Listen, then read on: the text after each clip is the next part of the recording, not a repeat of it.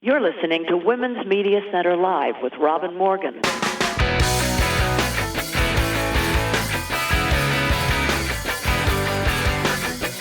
Welcome to Women's Media Center Live. I'm Robin Morgan.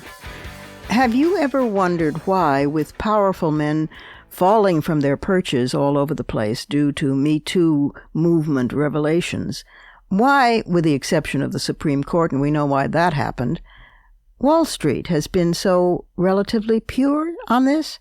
We know sure as hell it's not because sexual harassment doesn't occur on Wall Street. Why then do we hear so little about it? Well, the answer to that and to another question comes in this program. Have you, for that matter, ever wondered what's in store for those hapless children forcibly separated from their mothers at the border? Thank God for investigative reporters. You need to have a nose for the news and, even more than that, an intrepid will that will follow that scent to the ends of the earth.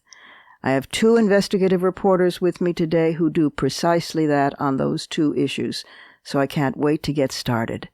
But first we need to go inside the headlines.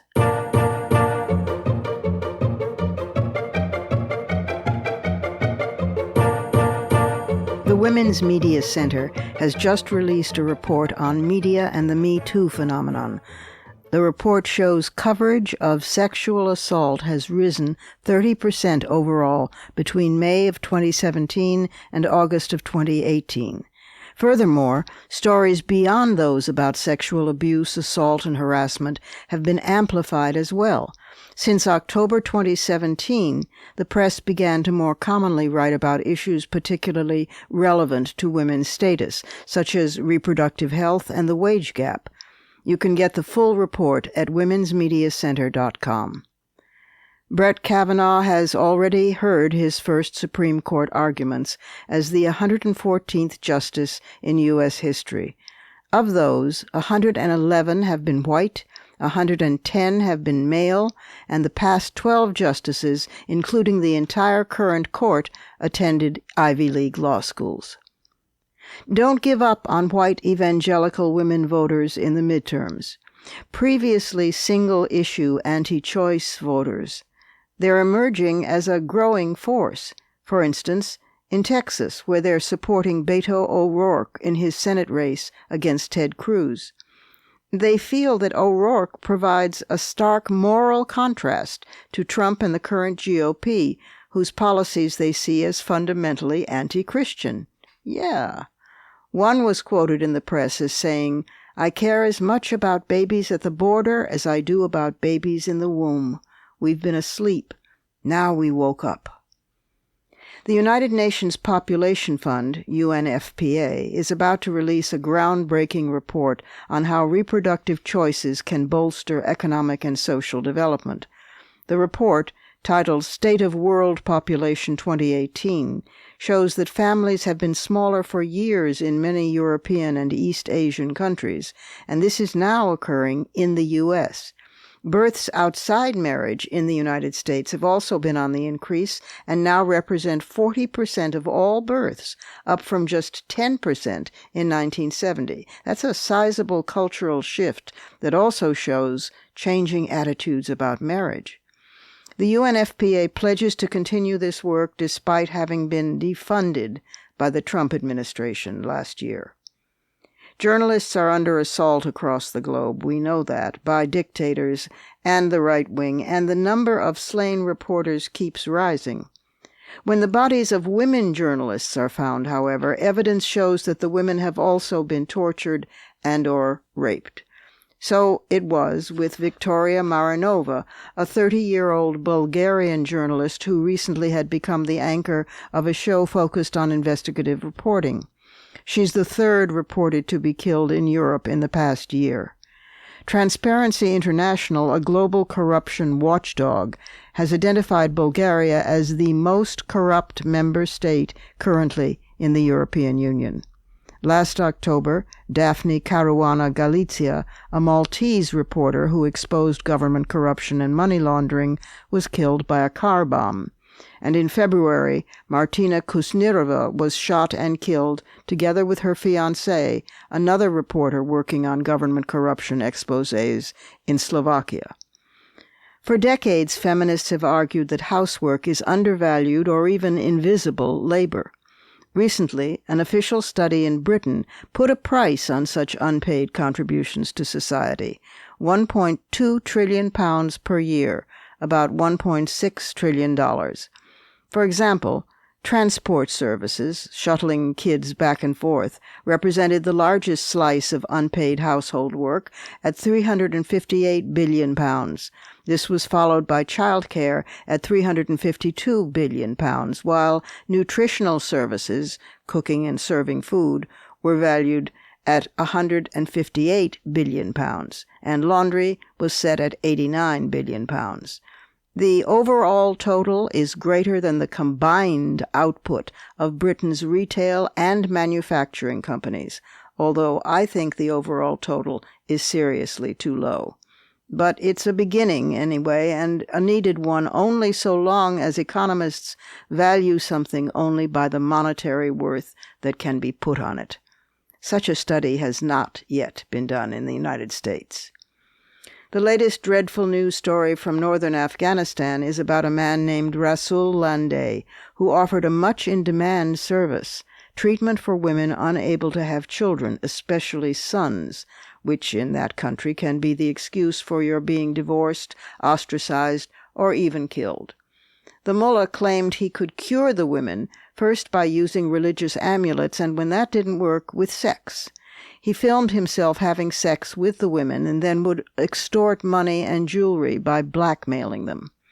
Dead bodies of women started appearing in all the places he had visited, because the women were then condemned for having stained the family's honor by having sex with an outsider. The provincial director of Women's Affairs says 9 women have been killed in the past 3 months as a result of this man's violence, as compared with 4 in the same period last year. Those were garden variety honor killings, you understand. Mullah Lande is currently on the run from authorities. The families who murdered the women, however, go free on the excuse of culture and tradition. And last, this happy ending story. As a young graduate student at Cambridge, one of only 2 women in the radio astronomy department, Jocelyn Bell Burnell worked in cold English weather to install more than 100 miles of cable and copper wire across a windswept field near the university. Her advisor, Anthony Hewish, was searching for quasars, whose origins were then unknown. Meanwhile, Bell Burnell built a telescope, operated the instruments, and analyzed the data, recordings of galactic radio waves. In 1967, she spotted the first 4 light sources with repeated pulses against the background noise of the stars. Hewish dismissed them as squiggles. The objects, called pulsars, are among the most important astronomical finds of the 20th century, tools for testing physics, probing space-time, and investigating the dark regions of the universe. Yet in 1974, when the Nobel Prize in Physics was awarded for the discovery of pulsars, her advisor, Anthony Hewish, was one of the recipients. She was not. But last month, half a century after her pioneering work, Bell Burnell received the $3 million Breakthrough Prize, one of the most lucrative and prestigious awards in science. The special award is in fundamental physics and has only been granted 3 times ever before.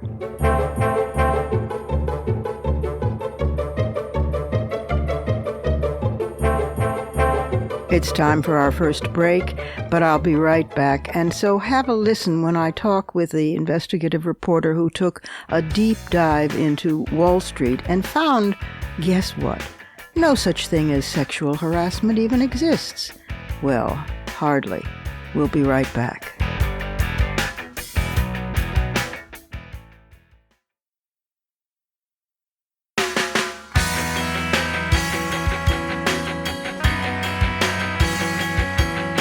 Subscribe to this program on your favorite podcast platform and leave us a review. Follow us on Twitter at WMC Live, like our Facebook page at facebook.com/WMC Live, and visit us at WMCLive.com for more information about our show and our guests. You're listening to Women's Media Center Live with Robin Morgan.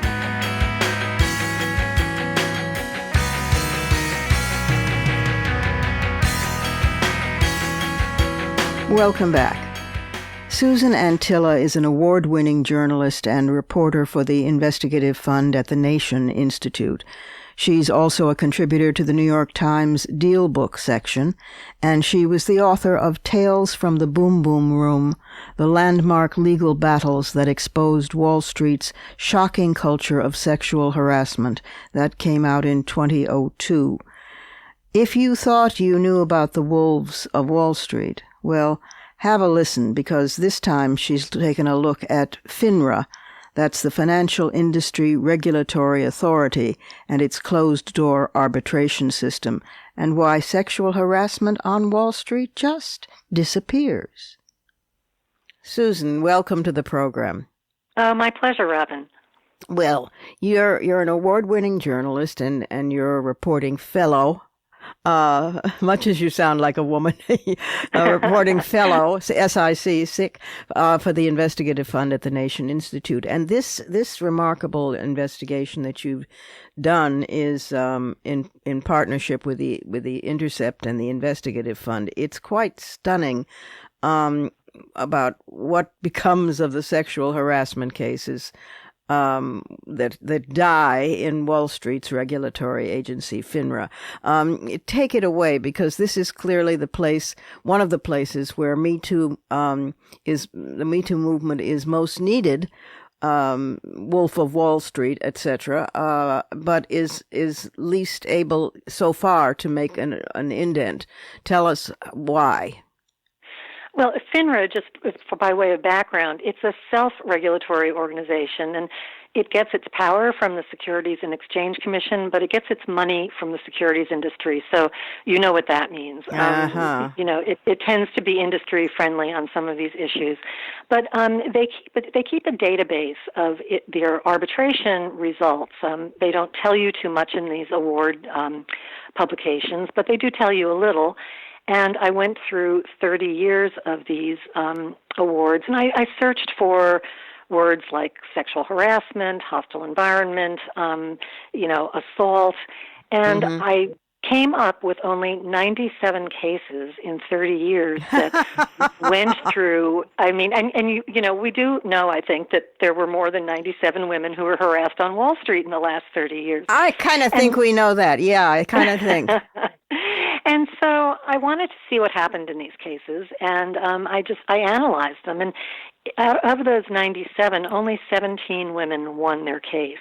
Oh. And there are a lot of caveats there, because you can win a case, and you can get, in one case, a woman got $6,825. So, we're not talking about the big millions that you see in court awards. These are private, closed-door hearings. There's very little or no accountability. There are no documents, like you and I can go to court and dig up documents in a court case. You can't get documents, and nobody's allowed at these. I have asked over the years to be present at arbitrations, and of course it's always been declined. So it's kind of a black box. But I looked at these 97 cases to see how were women doing, and they were not doing very well. The recent decision by the Supreme Court that employers have a right to insist on arbitration is not good for women and other living things. Would FINRA come in under that, or do we just not know yet? Well, that decision, the immediate impact is on wage and hour complaints. There's kind of an open question, I think, as to whether it will have an impact on Title VII claims. Ruth Ginsburg wrote a dissent, and she seems to think that it would not impact Title VII claims, but I'm not sure that's completely clear now. I spoke to an employment lawyer who, right after the decision, told me that he thinks it does impact those claims. So we just don't know. The important thing about that decision is that it's not just forcing people to use arbitration. It's actually forbidding people or allowing companies to forbid employees to band together in class action suits, which is pretty extraordinary. There certainly are some very important Title VII claims that have gone forward in class action suits that have made a real difference in the world. Certainly the women on Wall Street in the 1990s, they brought just case after case. It was like dominoes falling at one point in the mid-90s with class actions being filed, and there were some changes made as a result of those. So it would be disturbing if the Supreme Court decision does impact discrimination claims. Oh my God. You wrote a book that was called Compelling, by one reviewer, Compelling Wall Street Anthropology, called Tales from the Boom Boom Room, the landmark legal battles that exposed Wall Street's shocking culture of sexual harassment in 2002. So it is, in fact, what it seems to be from the outside, which is a boys' power game and a boys' culture. Yes, it is, and if you can sort of look at women's situation, they get more abused the more money and the more power that's around their employment milieu. Wall Street certainly is the ultimate place for both money and power. Those women the abuse that they were subjected to was so over the top. And there was some reform after those cases. Actually, one of them is known as the Boom Boom Room case, that's the title of my book. But women at Smith Barney out in Garden City, New York, there was a branch office that was just really raunchy, and they had a basement party room that they called the Boom Boom Room, and that's how that case got named. But these women, they brought these cases, and there was some reform, but what they put up with was pretty bad. And it's funny because in the last few days I've been calling some of those women who I spoke to 20 years ago, and their lives they still are impacted by that. Some of them feel that they brought these cases and it wasn't for a good, no good came out of it. They're really haunted by it. And one woman who was one of the lead plaintiffs in a suit brought against Merrill Lynch in 1996, she sent me an email yesterday. I asked her how she was doing, and she said, she's an Uber driver. So, and the men who harassed her, trust me, they're not Uber drivers. No. They stayed in the business. Yeah, of course. So if FINRA is really an arm of the industry, in effect, I mean, if it's, as you said, the self-regulation is so trustable, not as far as I can throw it, and if there is secret arbitration, and if there is probably, I would imagine, across the board NDAs, non-disclosure agreements. I imagine those are pretty common. How did any women win and through class action? And if class action is taken away, what happens? I mean, is there any? Have you come across any creative strategies that women can use, or will it just take more such superb investigative reporting and a change of government and tone in general? Well, if this class action ruling does apply to Title VII, that's a real disaster. Women on Wall Street really invented mandatory arbitration. So women, over the past 30 years, they all were bound to mandatory arbitration. It was actually part of getting your license as a broker. You had to agree to take any disputes against your employer to arbitration, not court. So the addition of, and actually just to back up, so these women I was talking about who sued in the 90s, class actions were actually a loophole for them because FINRA wouldn't hear to class actions. And so their lawyers were very clever, and they said, fine, you won't hear class actions. That means that we have access to court. And they did get away with that, and they got these cases in court. So if you take away the ability to bring these cases to court, it would just be a massive setback for women in all industries. Yes, of course. I mean, we're focusing on this one right now. It's breathtaking. I mean, and what about, since FINRA is this, secret Mordor place, bad place. If it doesn't make complaints and transcripts or any legal documents available to the public or the press, is there? I mean, that's such a protection for harassers. It's stunning. Is there any way under the Freedom of Information Act? That's mostly government documents. FINRA is not subject to FOIA, incredibly, so you cannot get documents from FINRA. I can tell you, though, for many, many years, because I know a lot of people who file these claims, Yeah. I'm able to get people to give me copies of a lot of these claims, and so I do see the details. So that's one way that some of this information gets out. Just reporters have relationships, and they get copies of these documents. The other thing that I find is that often, and I think plaintiffs' lawyers do this on purpose. Often they will file a complaint in court first, knowing full well that it will be challenged, right? But they'll file in court. And that way, there's a document, there's the record, and the media can get it and read it. And so certainly I've gotten a lot of information over the years that way. But it's very interesting, Robin. Last fall, there was a woman who sued a brokerage firm called Macquarie. She was in New York, but they're based in Australia. And she sued the firm in court. And not only did they come back and say, you have to go to arbitration, but they got the judge in the Southern District of New York to lock that case up. He sealed that complaint when the company complained. Wow. And, that is very unusual. I mean, I can't think of another time that happened. And they got away with it by saying she signed something saying that not only would she go to arbitration, but that everything about the arbitration would be confidential. And so the judge bought that, and ever since then it's been sealed.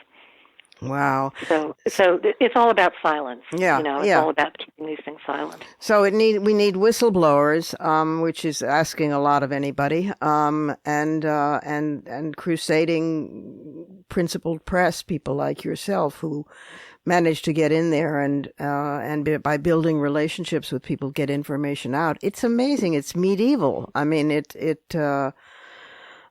really is. These women, they sit in a closed room with no witnesses, right? I mean, no media, no members of the public.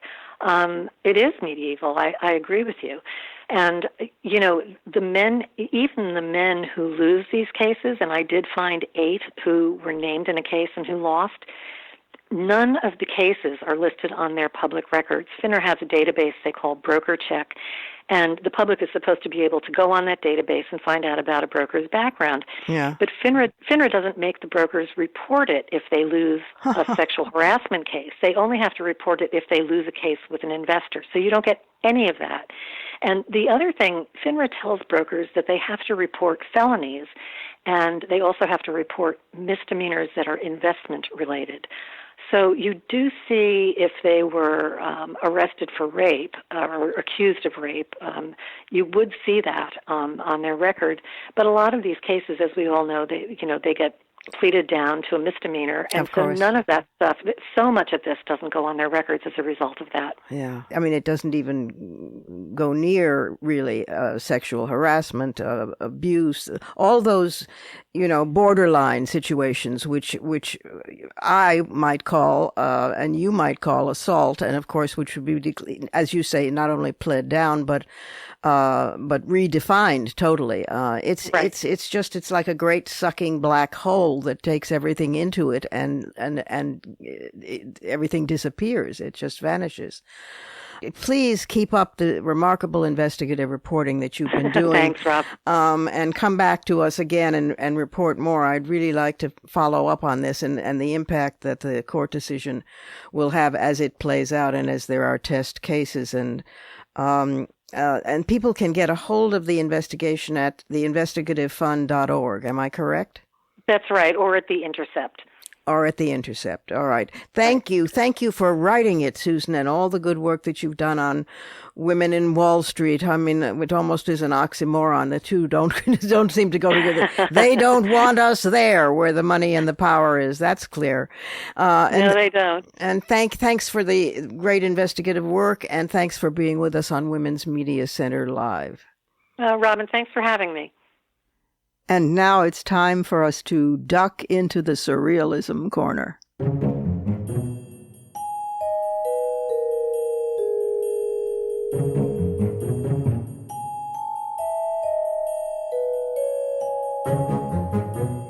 In a charitable move, we'll merely touch on Melania Trump's wardrobe catastrophes, as when she wore that jacket reading, "I don't care, do you?" to visit migrant children imprisoned at the border, and last week she donned a pith helmet, the quintessential symbol of colonial rule in Africa, for a visit to, yes, of course, Africa. Then again, maybe these are intended insults from a White House adept at spewing out insults. Hey, why not send her on a trip to China for which she could have her feet bound? We could send her to academia, especially to meet with Mitchell Langbert, an associate professor of business at Brooklyn College. Just after the final Judiciary Committee meeting on Kavanaugh, Langbert wrote this blog post, quote, "If someone did not commit sexual assault in high school, then he is not a member of the male sex. In the future, having committed sexual assault in high school ought to be a prerequisite for all appointments, judicial and political." Close quote. By the next day, hundreds of students gathered on campus to demand that he be fired. His blog, which had drawn over 1 million page views, had reignited a debate about how universities can balance professors' freedom of speech with students' concerns that some protected speech makes them feel unsafe on campus. To me, this is a matter of common sense, but universities apparently have trouble working it out. In a phone interview, Lambert non-apology apologized for, quote, saying things that upset some people, and adding that the intent of his post was to start a debate about free speech on campuses. But he also said, wait for it, wait for the reversal. He said he felt victimized by the reaction. Then, even later, he suddenly claimed the post was meant to be satirical. But students and some faculty are investigating filing a complaint with the college's Title IX office, their concerns being that his post incited violence. Meanwhile, women students might consider learning karate, since sexual assault has now been officially sanctioned by a professor as a male rite of passage. Did you know that there was a time, pretty recently as before 1969, when women were not allowed in Antarctica? Yaha! Male explorers felt the climate was too harsh for women. Odd, since women have endured the harsher climate of patriarchy for about 10 millennia. It was Admiral George Dufek who said in 1956, quote, "Women will join American teams in the Antarctic over my dead body," close quote. Gee, that doesn't sound particularly protective. Antarctica itself was envisioned by many male explorers as a virginal woman or as a monstrous feminine body. Those are in quotes. Those are real. To be conquered by men. So then, of course, this all makes sense, because you certainly would not want women there. That might imply a lesbian relationship with the continent itself. Speaking of wild things in wild places, in their latest trip to the Atacama Trench, one of the deepest points in the Pacific, scientists dropped the deep-sea lander overboard, knowing it would take 4 hours to fall all the way to the ocean floor, nearly 5 miles deep, inside the areas off the coast of Peru and Chile. But once there, it started to record footage of life rarely documented, including 3 newly discovered species of the snailfish, living more than 21,000 feet below the surface. They were described as being long and gelatinous, with translucent skin and an ethereal movement. Don't you love that? An ethereal movement. And they've been temporarily named the pink, blue, and purple snailfish to match their appearance. They have no scales. The hardest parts of their bodies are their teeth and bones in their inner ear, and the bones give them balance and help them live in the ocean's deepest reaches. Their gelatinous structure means that they are perfectly adapted to living at such depths. In fact, without the extreme pressure and cold to support their bodies, they're very fragile and they melt rapidly when brought to the surface. That's the wondrous part. But last year, a different study found that some of the organisms living in the Mariana Trench showed evidence of having ingested man-made plastics, meaning that pollution had reached even where sunlight cannot. And once the plastics reach this deepest seafloor, there's nowhere for them to go. They just accumulate. Still, if the Mariana Trench isn't far enough from the White House for you, more exoplanets are being discovered, some possibly habitable. Astrophysicist Natalie Hinkle of the Southwest Research Institute Incentive in San Antonio, Texas, has developed a vast new database which she named the Hypatia Catalog. It's publicly available and helps researchers virtually explore thousands of stars and planetary systems. You can visit the catalog and follow it on Twitter, just at Hypatia Catalog, and find yourself a habitable planet.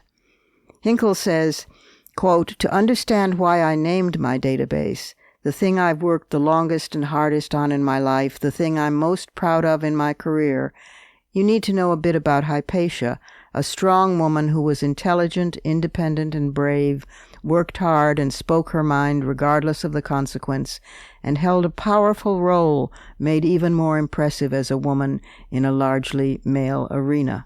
Close quote. Hypatia, her dates are 370 CE to 415 CE Common Era. She was a philosopher and mathematician, born in Alexandria, Egypt. Her father was the mathematician Theon, the last professor at the University of Alexandria, who tutored her in math, astronomy, and the philosophy of the day, which today would be called science. In 415, Hypatia was accused of being a witch and murdered by a Christian mob who attacked her on the streets of Alexandria. Plus ça change, the more things change, the more they stay surreal. But now Hypatia's back, mapping habitable exoplanets.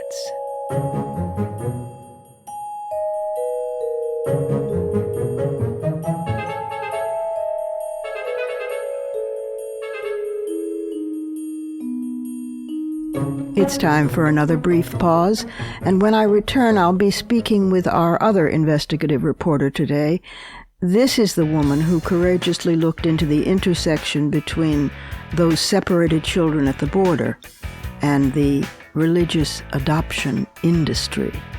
And what she found is revealing, frightening, and very important. Coming right up.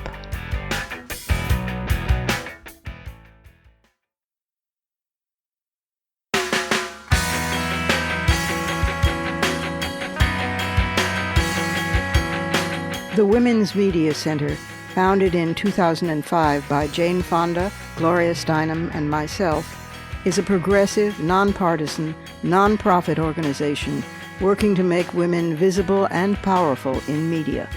You can learn more about the WMC at womensmediacenter.com. You're listening to Women's Media Center Live with Robin Morgan.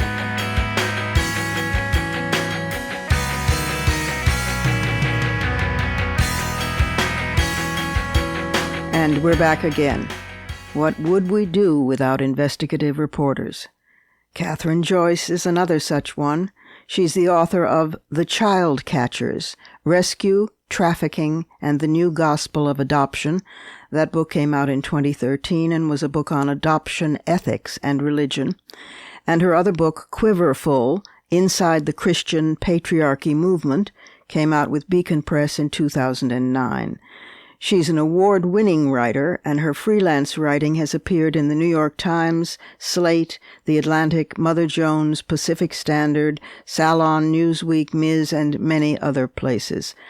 And now she's back to investigating what happens to kids, this time at the border and adoption. Welcome, Kathryn. Welcome to the program. Thank you so much for having me. This important piece that you did a while ago for The Intercept should be on the front page of the New York Times, the Washington Post, and everywhere else, about the migrant children, everybody knows that and knows how terrible it was that they were separated from their families at the border, and knows the cases of children not recognizing their mothers, even if they did get lucky enough to be reconciled after 3 or 4 months. But this whole underside that you have exposed raised the hair straight off my head. It's the creation, in effect, of social orphans for an adoption industry, largely but not exclusively religious, that then places them, takes advantage of a law that says if they've been separated X amount of time, then you can put them up for adoption, and then moves them into that industry. I mean, I'm simplifying, but that is basically what you were writing about. Am I wrong? I think that those are kind of the broad outlines of what a lot of people were concerned about. It is, I think, a little more complex than that, and we can definitely get into all of the details. But when the separations first started happening, or rather, I guess, when they first started being publicized, and people learned that a number of the separated children were being taken into foster care, overseen by a Christian adoption agency, one of the largest in the country, known as Bethany Christian Services, there was an awful lot of alarm. People who have followed adoption for years have seen that Bethany has come under criticism for, issues with domestic adoptions directly from mothers. There have been a lot of allegations, some of which I've written about, that mothers have been coerced into relinquishing children for adoptions. Not just with them. That's a criticism that people have made kind of across the adoption industry, both domestic and international. But people feared that if kids were going into the care of Bethany Christian Services, that was also happening at the same time that, there has been a sort of mismatch, a growing mismatch of adoption supply and demand. So that was the fear, and people were really alarmed about that. I do think it is considerably kind of more complicated how and whether those kids would be ultimately offered for adoption. And it's also important to note that Bethany Christian Services, though they declined to talk to me for this article, they have elsewhere in the media steadfastly said that they are not offering these children for adoption. So just to put that out there from the beginning. Right. Well, and also, I mean, there is this context, this historical context of, and not only in this country, in Australia as well, and in other countries, but here, the snatching of Native American children from their families and forbidding them to learn their own languages and putting them in boarding schools or in adoption, Haiti, that whole scandal over Haitian children being shipped up to the States. So you can understand where the paranoia comes from. What would you say? Absolutely. What would you say is actually happening in your trustable research? Yeah, well, I think what you're saying is a very important thing to keep in mind, and it's something that we don't pay attention to for the most part unless a crisis like this arises. People in the United States tend to think of adoption as wholly a positive thing, wholly a win-win scenario, where a child without a home gets one and parents presumably without children get to have a family. The common denominator in all criticism of domestic and international adoption and the potential for adoption of these separated children is that it is really erasing the parents of origin. A lot of times who are still, very much involved in their kids' lives, but are desperately poor or vulnerable in other ways. Right.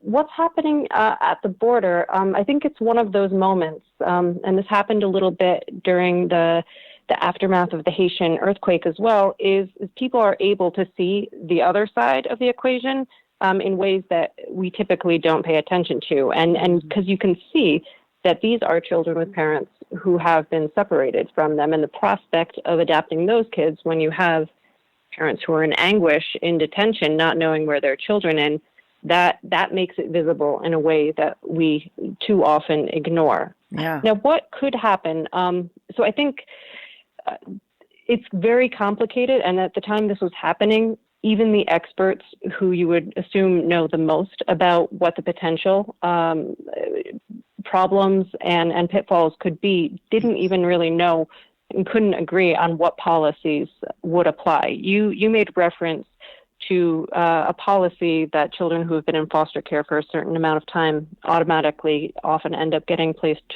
for adoption or being offered for adoption at least. And that's very true and something to pay attention to. That's the 1997 Adoption and Safe Families Act, which states that if a child has been in foster care for 15 out of the last 22 months, that the state should stop trying to reunify that child with their parent and should move to a goal of terminating parental rights and placing the child for adoption. So that's the federal goal, or federal law. Underneath that, there are various state laws, some of which are a lot more restrictive. Some, I think, have even set that time clock as soon as 6 months after a child has been taken into foster care, which is not very much time for a parent to address any issues.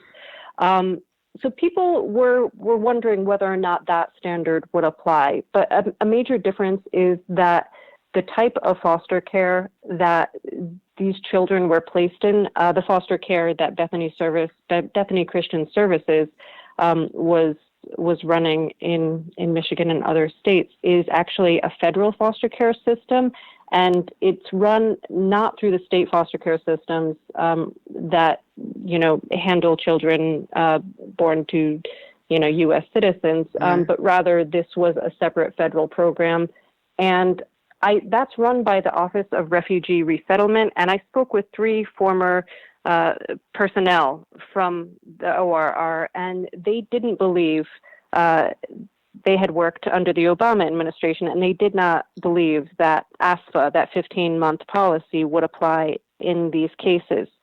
However, and there's a big however, because this ends up getting really complicated, there are means by which the children who are in ORR custody can have their legal status changed. And if that legal status changes, if they end up going before a court and end up kind of proceeding in a variety of different paths to try to apply for asylum, then they would move into a different legal category, and they could from there potentially be placed in regular foster care, regular state foster care, and then made available for adoption. Oh my God! They make it so maddeningly complicated that And I'm thinking, there I am. I'm a mother. I'm a refugee. I don't speak the language or very well. I don't have means for an attorney. I'm supposed to figure out the differences between all. It's a no-win. I mean, isn't there also? Yes, this was in your piece, your excellent piece. That there does exist an ICE directive that provides detained parents the right to be notified of any custody proceedings, regarding their kids. But ICE is not required to notify a state child protective agency of a detained parent's location, so they could actually be informed. So it's a catch-22. Absolutely, and also ICE. I think the way that it's phrased is that they have the leeway to transport parents to custody hearings, to take them to court if their children are going before a judge, potentially to have their parental rights terminated. But ICE is not actually required to do so. So it really would depend upon the whim of where they're being detained and the personnel there. And then there's one other thing that the people I spoke with warned about, which is there's this whole kind of larger pool of vulnerable families that kind of are existing parallel to the situation of the children and the families separated at the border. And that's children here in the U.S., often who are U.S. citizens themselves, but their parents are not, and their parents are undocumented. So that is a huge pool of children. Yeah. So if those parents end up being detained in a raid or deported, their children, especially if they are U.S. citizens, they would go directly into the regular foster care system. And from there, everything that we've talked about could happen. And that is a much larger pool of children to be concerned about. And they are they are no more legitimate orphans than the children that we saw being separated and placed in cages. Of course. Is there anything that principled ordinary citizens can do about this? I mean, I think a major but a basic thing is that we can continue paying attention. Too often, I mean, the news cycle today is out of control. It's hard to pay attention to one thing for, a full day, let alone to track what can happen over many months. And the reality is that if there is a threat of these children permanently losing their parents and being offered up for adoption and having their past and their culture kind of obscured and hidden from them, that is something that would happen down the line. It wasn't an immediate threat, right, for the most part in June or July, but it is something that we need to be paying attention to 6 months out from that, a year out from that, because these processes move slowly, but that's also where you can see terrible things happen. That's right. And this is something I think that we've got to change the consciousness of media about, because if every time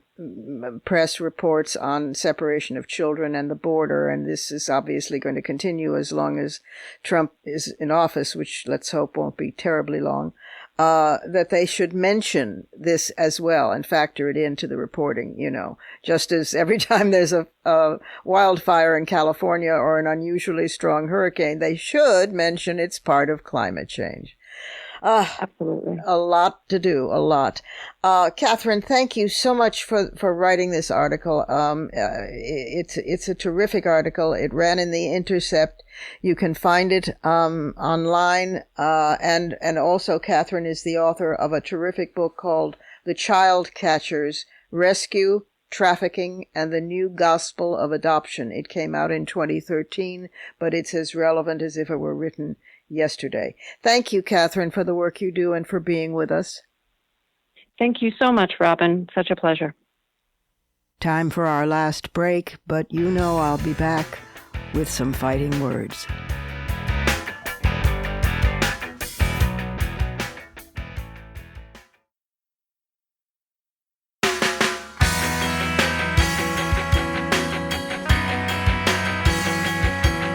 For the smartest talk about news, politics, sex, books, religion, race, and more, it's Women's Media Center Live with Robin Morgan.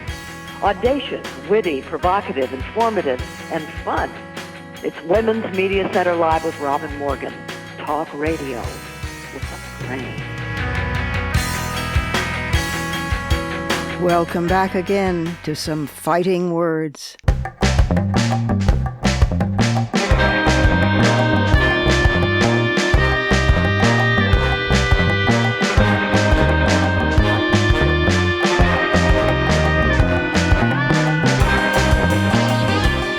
Factors underlie every issue at stake in the coming elections, and in our country, in the world, in fact. Immigration, widening economic divides, advances in technology oblivious to consequences, violence of all kinds, literacy and education, reproductive health, issues of ethnicity and class, disability and age, identity and sexuality, and on, these are and should be in the headlines. But two factors distill all those issues, underlie them, and must be addressed in order to solve them. Our history of ignoring both of these factors is responsible for those issues in the first place and has been overwhelmed by them. Yet the two factors together unlock the only answers to this crisis. The two factors are simple. They should be obvious. 1. The planet is likely to be destroyed by humanity within decades. 2. Half of humanity has been silenced in the search for solutions for millennia.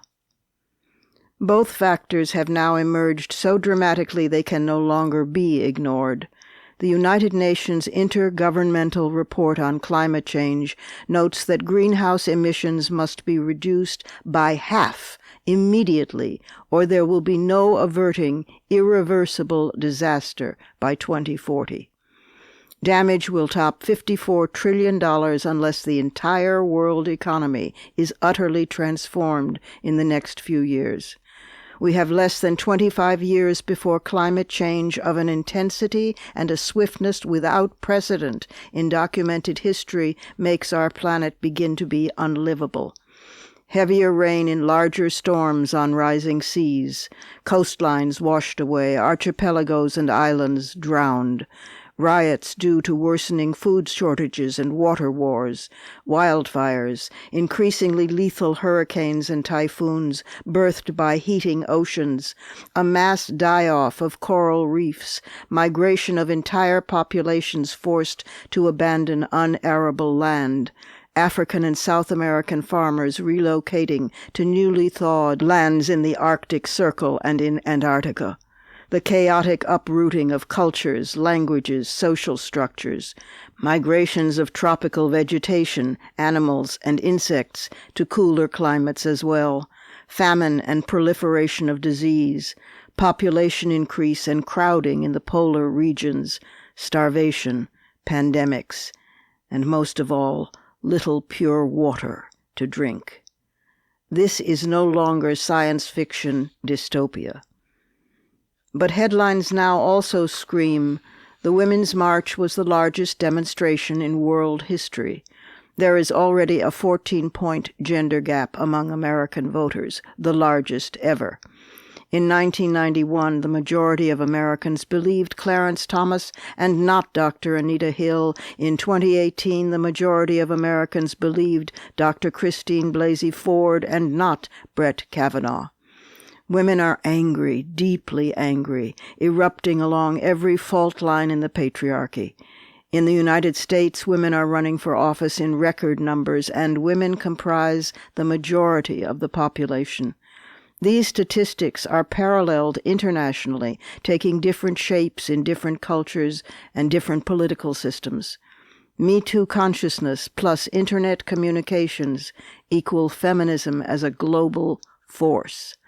And feminism has always been about saving women, yes, but men and children too, all living things, and the small blue marble on which we cluster in the vast darkness of space. Balance the dystopic future scenario against politicians whining that they are victims when they control all three branches of government in the United States of America, the most powerful country in the world.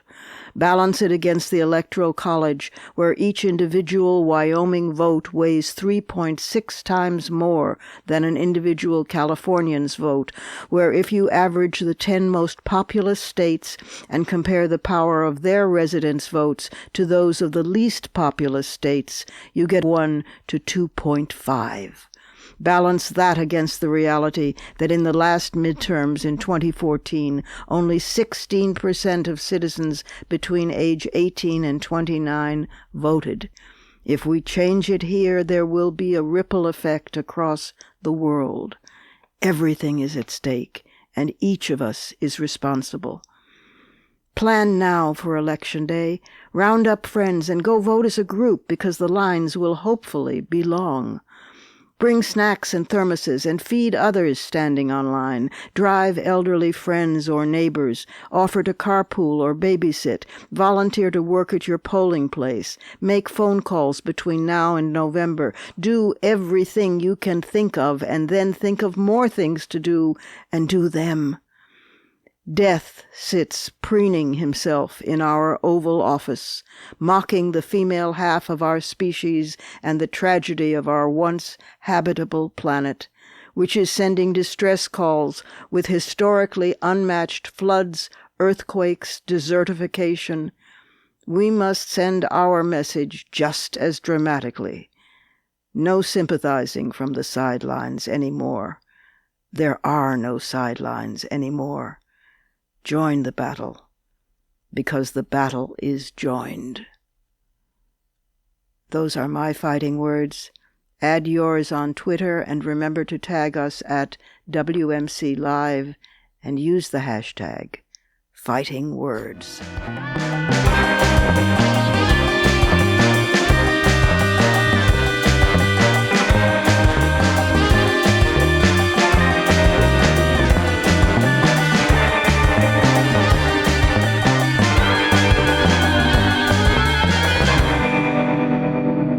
That's our show for today.